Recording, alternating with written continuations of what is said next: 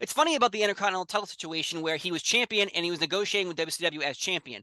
But no one really knew about that story until way later during the Montreal Screwjob situation where he was WWF World Champion. And Alundra Blaze, before that, showed up on an episode of WCW Nitro, dumped the Women's Championship in the trash. Now, it's the women's title at the Really? time. I didn't know that. I didn't know Oh, that. yeah. So Alundra Blaze, Medusa, Yeah. showed up after being laid off by the WWF with the Women's Championship, dumps it in the trash live on WCW Nitro.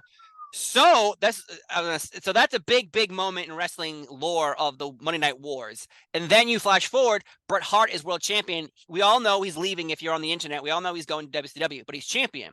So what's your perspective on this? Because you're talking about being a yes man saying whatever the boss needs, I'll do it. Bret Hart at this time seems to be the opposite of, listen, I don't want to, the idea of what he said, I don't want to lose in Montreal. And plus he hated Shawn Michaels. So there's a lot of circumstances heading into Montreal. What are your thoughts? That has nothing to do with nothing. If you're working for Coca-Cola, yeah, and you get a job offered by Pepsi, you can't go to Pepsi with the Coca-Cola truck. Yes. Bottom line, after everything that was given to Bret, everything that was given to him, all the opportunities, the titles, the exposure, and everything they did for him, Bret, he had to give the belt back in a very honorable way. That was the only decision to do. And I think Vince did the absolutely right thing to do. He worked it with Earl Hebner. I think it was Earl. I'm not sure, yep. Earl or Dave. Oh, yeah, it was Earl. He worked it with Earl Hebner, and he worked it with Shawn Michaels. Like, say, hey, Bret doesn't want to do business. We have to do it in a different way. And I agree 100 miles an hour with what happened. Because, you have to give back the belt honorably, especially after holding it and everything that he did with Vince did with him and gave him, Yeah. So I think, and me personally, because I remember one time, then again in 1987, Raymond and I, we beat the Hart Foundation in Montreal for the title belts, for the world title belts. Nobody knows that in the business. The reason why is because when we beat them in the big show in Montreal, there was 20,000 people. When I went to my car after the show, there was 5,000 people. 5,000 people. Let me get this up. There was 5,000 people in the streets waiting for us like a Stanley Cup, the Rougeos. And then 3 days later in the newspaper, there was a little article saying because it wasn't the right guy in the ring, the titles have not been switched. They've been switched back to the Hearts and won everybody. And there's about maybe 100,000 people that saw that ad in the paper. But there was like 8 million people that knew that the Rougeos were on the news that night. We were everywhere that we won the belts, the WWF, the World Tag Team belts when they meant something at the time. Yeah. So it's like, so it's the biggest thing in Quebec.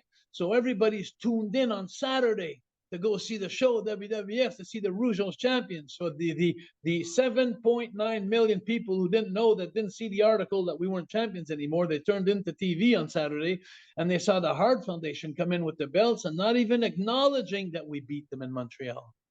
That was the biggest screw job in Montreal, but nobody knows that. And I think that, and I heard that they did that also, and with the Rockers in Texas, they did that with a couple of places where they give.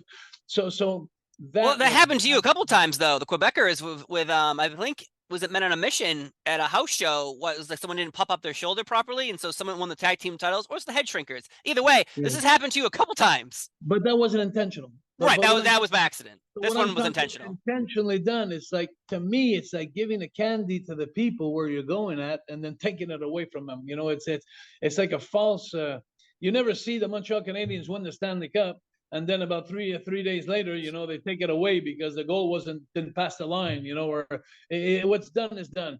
I think it was an insult to the people in Quebec, and I think those were bad decisions taken by Vince. But I don't think it comes from him. I think it comes from the fact that the Hearts, Bret, didn't want to drop the titles to us in Montreal.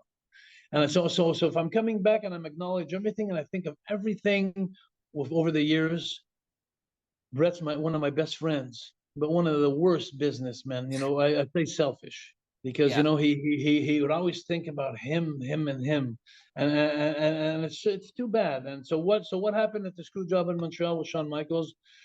I'm not saying that I was happy, but I'm gonna say that karma. It's like a little bit of karma in there.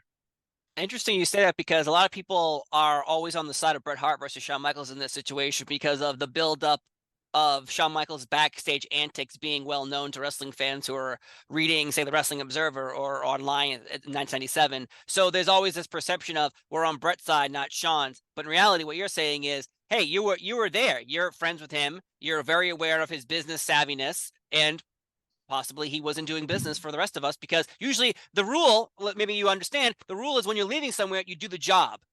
Of course. Because that, like you said, that company made, like, Bret Hart was a great wrestler, but what if you're wrestling in front of 100 people in a high school? How are you the greatest wrestler of all time? You have to have the platform to be presented as the best there is, the best there was, the best there ever will be. No one will know who you are unless you're, on TV, on the platform. So being built up as one character and not leaving was a very weird thing. For still fans to this day, and I still love Bret Hart as a character on TV, but I don't know him personally. So seeing that situation play out on TV, you're like, And I'm wow. even going. I'm going to go further, Steve. Because I'm a mark too. Sometimes I think I know things and I don't. And a lot of people told me, like, they think that it was a work when he punched Vince. And Yes. so who's telling the truth and all that? Was this just a big angle for the people and for the boys? Was this? It goes beyond and beyond. I guess the only two who know the truth, the only two or the only four, I'd say, is Earl Hebner, Shawn Michaels, Vince, and Bret. Those are Yeah. the only four guys that will ever know really the truth.